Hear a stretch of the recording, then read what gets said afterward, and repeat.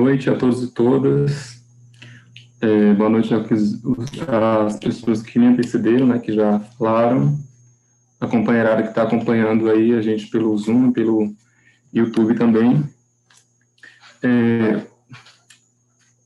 Então, eu gostaria de começar comentando, né, sobre a mística, que eu acho que é bem representativo, assim, o que a mística traz, né, sobre como que o Extremo Sul, né, por ser a primeira região, né, ocupada e invadida pela colonização, como que ela até hoje, né, até o momento atual, ela é atingida de uma forma tão brutal, né, e a gente percebe que o projeto da colonização é algo contínuo, né, que embora haja mudanças, parece que é um ciclo repetitivo, né, em que predomina a violência e predomina a apropriação do meio ambiente, dos recursos naturais e dos territórios, sobretudo os territórios tradicionais.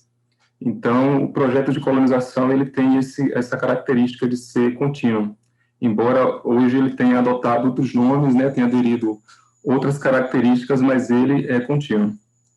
Então, eu faço parte do coletivo de Direitos Humanos, do MST aqui da Bahia, formei em Direito pelo PRONERA, um programa que foi extinto, né, desde o governo Temer, né, antes de Bolsonaro, mas que é um projeto que já se extinguiu e que formou, né, milhares de pessoas sem terra, de filhos e filhas de assentados, e em vários, né, pedagogia, em direito, em agronomia. Então, eu sou fruto dessa política aí, que foi uma política conquistada pelos movimentos sociais, em especial MST. Então, enquanto coletivo de direitos humanos, a gente tem acompanhado essa situação aqui do Extremo Sul, os assentamentos do Extremo Sul. Eu, particularmente, a partir do final do ano passado, final de 2020, né, quando o INCRA, na verdade, aumentou a ofensiva aqui nos assentamentos do Extremo Sul e com todas as características, né, de autoritarismo e violência que o projeto, né, a agenda do governo Bolsonaro representa para o campo, representa para a reforma agrária e para os movimentos sociais. Embora essa ofensiva ela não tenha iniciado no governo Bolsonaro, a gente sabe muito bem disso, né, que, como eu disse inicialmente, esse processo é um projeto contínuo, um projeto de colonização é um projeto contínuo, talvez como mais recentemente, né, a gente teve, né, algumas alterações legislativas que influenciam bastante, né, na atual conjuntura aqui do movimento, né, atual conjuntura nos assentamentos e acampamentos aqui do Extremo Sul. Né, eu estou falando da alteração, né, da lei de reforma agrária, da lei 8.629, que é a lei que regulamenta a reforma agrária. Ela foi alterada em 2017, né, ainda no governo Temer, por uma lei, a Lei 13.465, que, entre outras coisas, né, ela trouxe a titulação, né, retomou essa questão da titulação individual como prioridade para o governo federal, né, desde o governo Temer que isso vem acontecendo, e a gente percebe que se aprofundou no governo Bolsonaro, especialmente a partir da experiência nossa aqui no Extremo Sul. Inclusive, foi no governo Bolsonaro que se constituiu o chamado Programa Titula Brasil, que é um programa que visa entregar para os municípios nessa possibilidade, esse poder dever do INCRA, que é do INCRA, de regularizar as áreas de reforma agrária e também de regularizar outras áreas federais, né? E, em especial, tem a questão da Amazônia, que tem muito a ver com as alterações que essa lei trouxe. Então, a partir dessa...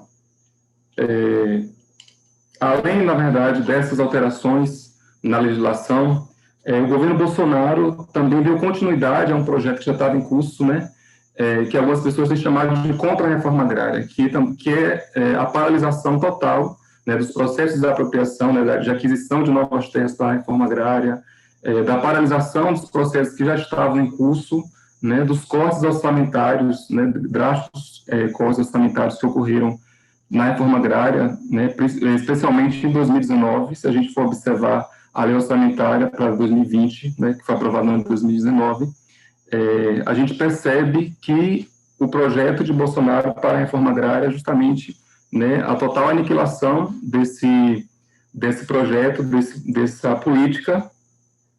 E esses dados a gente pode, sobre a paralisação, enfim, da reforma agrária, e sobre como o governo Bolsonaro, né,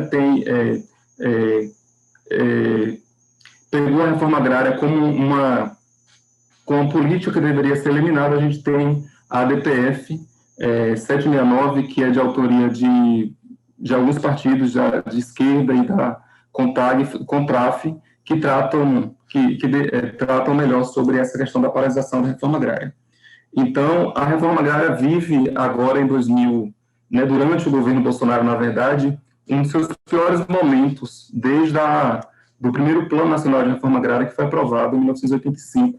A gente tem os piores índices de desapropriação nenhuma, zero desapropriação, um dos piores orçamentos para a reforma agrária, enfim, a gente vive um dos piores momentos, sem contar também essa questão da violência, né?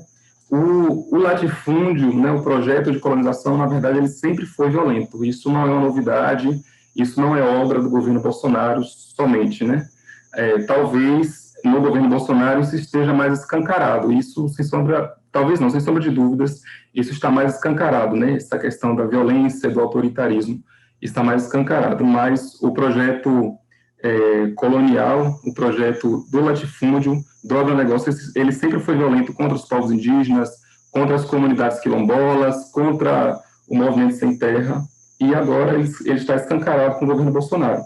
E, assim, eu gostaria de trazer algumas das medidas do governo Bolsonaro que foram implementadas, né, criadas a partir do governo Bolsonaro, e que afetam, né, a questão aqui do Extremo-Sul, algumas medidas autoritárias que afetam, com certeza, a questão aqui do Extremo-Sul, especialmente os assentamentos, né, que já em 2019, por exemplo, o governo, né, a partir da Ouvidoria Agrária Nacional, criou um memorando circular, né, dentro da estrutura interna do Ministério da Agricultura, um memorando circular proibindo que os servidores do INCRA recebessem os movimentos sociais, lideranças de movimentos sociais, justamente demonstrando sua característica, o seu caráter autoritário. Isso foi seguido também por portarias do INCRA, enfim,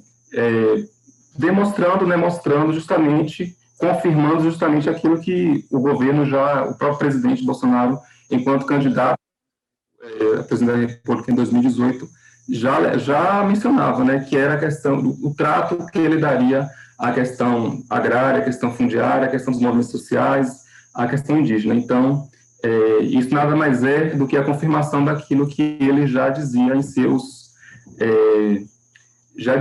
discursos, né? E isso foi o INCRA, de certa forma, assim, a experiência que a gente tem acompanhando aqui os assentamentos é que o INCRA foi capturado por essa agenda autoritária do governo Bolsonaro, né? Quando o INCRA resolve não recepcionar os movimentos sociais.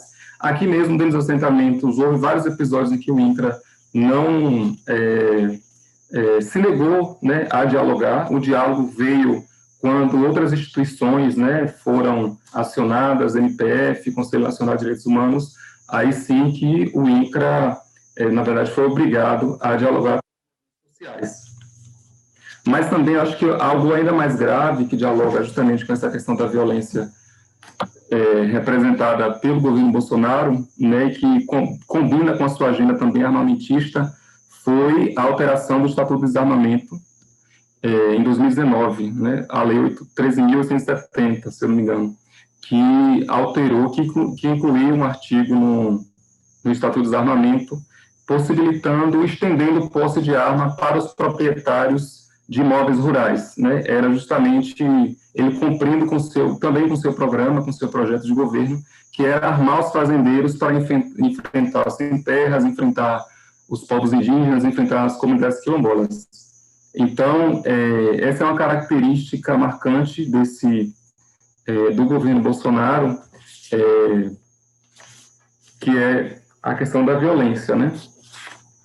Eu quis trazer apenas alguns dos aspectos, assim, dessa questão jurídica, que eu acho que, obviamente, teria vários outros elementos para serem trazidos, mas dizer também que toda essa ofensiva, né, em torno dos assentamentos de reforma agrária, das unidades de conservação, dos territórios indígenas, dos territórios quilombolas, ele com certeza tem esse fundo esse pano de fundo econômico, né, econômico e político, que é de expansão do agronegócio. Né? A gente tem essas áreas que estão livres do agronegócio. Se a gente observar, por exemplo, os assentamentos aqui do extremo sul, são assentamentos que são o limite, né, do latifúndio. Esses assentamentos impõem um limite ao latifúndio, impõem um limite à monocultura de eucalipto. Então, essas áreas hoje estão sendo cobiçadas pelo agronegócio. O agronegócio pretende expandir. E as alterações legislativas, os projetos de lei, as propostas de emenda à Constituição contra os assentamentos, contra a reforma agrária, contra os indígenas, contra os quilombolas, nada mais é do que essa tentativa do agronegócio, né, de se apropriar cada vez mais dos territórios tradicionais, das unidades de conservação, das terras públicas federais, em especial as terras públicas da Amazônia, as terras públicas da região, né, que se denomina de Mato Piba, ali no Cerrado brasileiro. Então, essas alterações legislativas, mudanças normativas, inclusive dentro do próprio INCRA, para possibilitar essas ações, né, de titulação massiva dos assentamentos, da titulação individual, né, que a gente encara como um processo de privatização das terras públicas, nada mais é que, né, justamente essa tentativa do agronegócio de se expandir. Então, essas são as minhas contribuições. Se houver o debate, possivelmente estarei contribuindo, trazendo outros elementos. Mas é isso. Obrigado.